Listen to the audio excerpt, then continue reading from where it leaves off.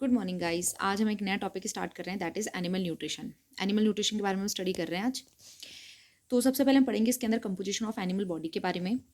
जब animal body के composition की बात करेंगे तो सबसे पहले तो हम देखेंगे हमारी बॉडी वेट का कितना हिस्सा पानी से बना हुआ है और कितना हिस्सा हमारा ड्राई मैटर से बना हुआ है। तो हमारी बॉडी का 2/3 जो हिस्सा है वो किसका बना हुआ है? पानी से बना हुआ है। 1/3 जो पार्ट है वो किससे बना हुआ है? ड्राई मैटर से। ठीक है। अगर इसको परसेंट में देखा जाए तो that is water is composed 60 to 70% part of body and dry matter is compose 30 to 35% part of body. अगर हम रेशो में देखें इसको कि वाटर और ड्राई मैटर एनिमल बॉडी के अंदर इसका रेशो कितना है, तो कितना होता है इसका रेशो? 2/2:1। और ये कई बार क्वेश्चन में पूछ लिया जाता है, the ratio of water and dry matter in animal body that is 2:1। उसके बाद में हम बात करेंगे आगे वाटर कंटेंट की, कि in terms of body weight. तो एक आज सीधी सी बात है कि जब जैसे जैसे हमारी एज बढ़ती जाती है हमारी बॉडी के अंदर जो वाटर कंटेंट है वो क्या होता जाता है? डिक्रीज होता जाता है। फॉर एग्जाम्पल अगर हम कैटल की बात करें, कैटल के अंदर सबसे पहले क्या एक एम्ब्रियो है, तो उस एम्ब्रियो के अंदर जो वाटर कंटेंट होता है वो होता है 95% उसकी खुद की बॉडी वेट का। फिर जब जैसे ही वो न्यूबॉर्न बनता है, काफ जैसे वो पैदा होता है, उसके बाद में 75 to 80% उसकी बॉडी का पार्ट वाटर रह जाता है। यंग बनता है तो और कम हो जाता है, अडल्ट बनता है तो और कम हो जाता है, ओल्ड एनिमल बनता है तो और कम हो जाता है। तो हम इसको सिंपल बोल सकते हैं कि with increase in age water content is decreasing. अगर हम कार्बोहाइड्रेट कंटेंट की बात करेंगे तो less than 1% of the body weight हमारा क्या होता है? कार्बोहाइड्रेट होता है। चलो गाइज हम इसमें पढ़ते हैं ब्लड वॉल्यूम के बारे में। ठीक है। तो ब्लड वॉल्यूम के बारे में हमने देखा कि बॉडी वेट का 8% हिस्सा क्या है? हमारे ब्लड का वॉल्यूम क्या है? बॉडी का वेट का जितना भी हमारी बॉडी का वेट आता है उसका 8% कौन बनाता है? ब्लड का वॉल्यूम, ब्लड कंटेन करता है। तो फॉर एग्जाम्पल इसको सीखने के लिए ऐसे बोल सकते हैं हम कि एक काऊ है जिसका 500 kg बॉडी वेट है, तो उसका अगर 8% के अकॉर्डिंग देखेंगे 500 kg है, तो अगर हम उसका परसेंट उसके हिसाब से निकालेंगे तो 40 लीटर हम निकाल सकते हैं कि उसका क्या है? ब्लड वॉल्यूम है। फॉर एग्जांपल क्योंकि हमारे पास तो एक काऊ आई है 500 kg की, अगर हमें निकालना हो उसके ब्लड का वॉल्यूम कितना होगा, तो उसके बॉडी वेट के हिसाब से उसका 8% हम कर लेंगे तो कितना आ जाएगा हमारे पास में? 40 लीटर। अब आ गया ब्लड प्लाज्मा वॉल्यूम की बात करेंगे हम। ठीक है। अगर इसको हम बोल सकते हैं कि ये बॉडी वेट का कितना होता है? 5% होता है। इसको आप ऐसे समझिए कि हमने जो डाटा लिए है ना वो हमने 100 kg के अकॉर्डिंग लिए हैं। ठीक है, कि 100 kg का 5% क्या है?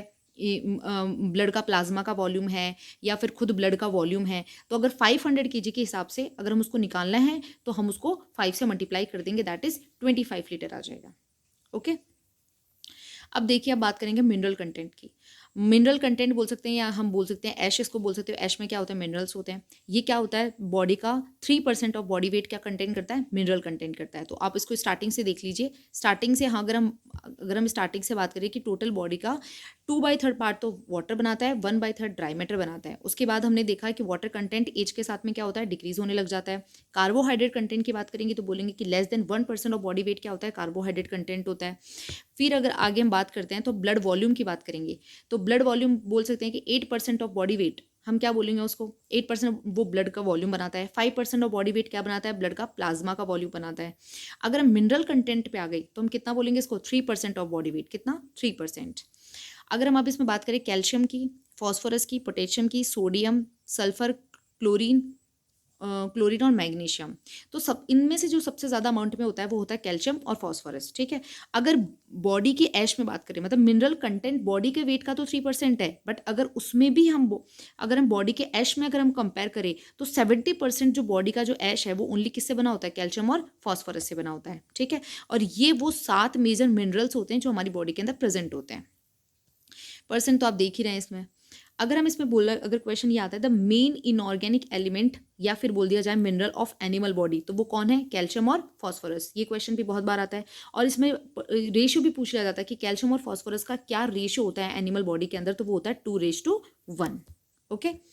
अब आते हैं हम लोग कि फॉर एग्जांपल अगर हमारे पास प्लांट है, अब हम देखेंगे इसमें प्लांट की बातें क्यों कर रहे हैं। प्लांट की बात हम इसमें इसलिए कर रहे हैं क्योंकि एनिमल्स को हम क्या खिलाते हैं? प्लांट खिलाते हैं। तो हमें ये भी पता होना चाहिए कि प्लांट के अंदर मेन इनऑर्गेनिक एलिमेंट्स कौन से होते हैं? वो होता है पोटेशियम और सिलिकन।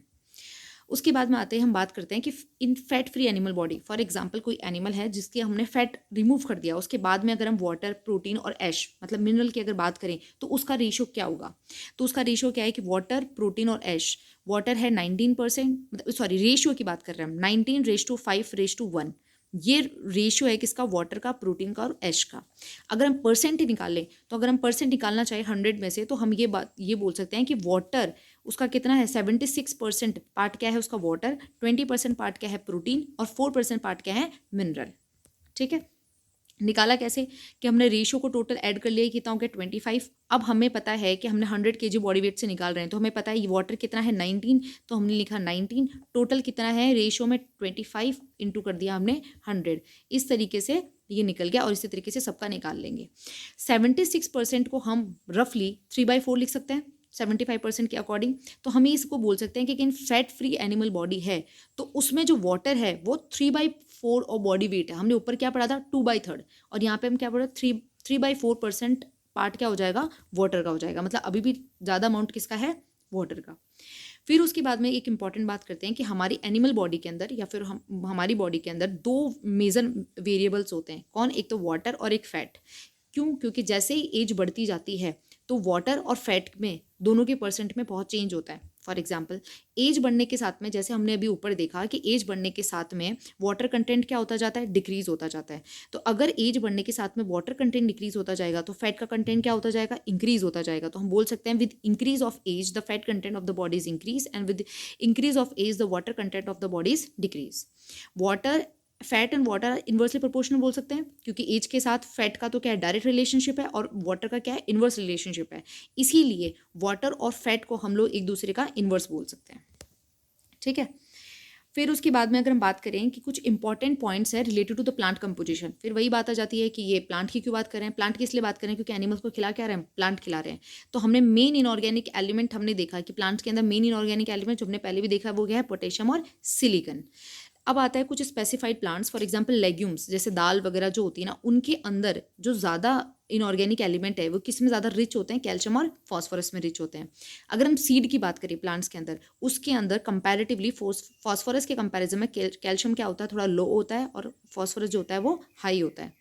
इन सीरियल ग्रेन मतलब दाने में अनाज की बात करें तो वहाँ पे कैल्शियम और सोडियम तो कम होते हैं और फॉस्फोरस क्या होता है ज़्यादा होता है। तो ठीक है गाइस, आज तक हमारी क्लास यहीं तक रखते हैं। Bye bye.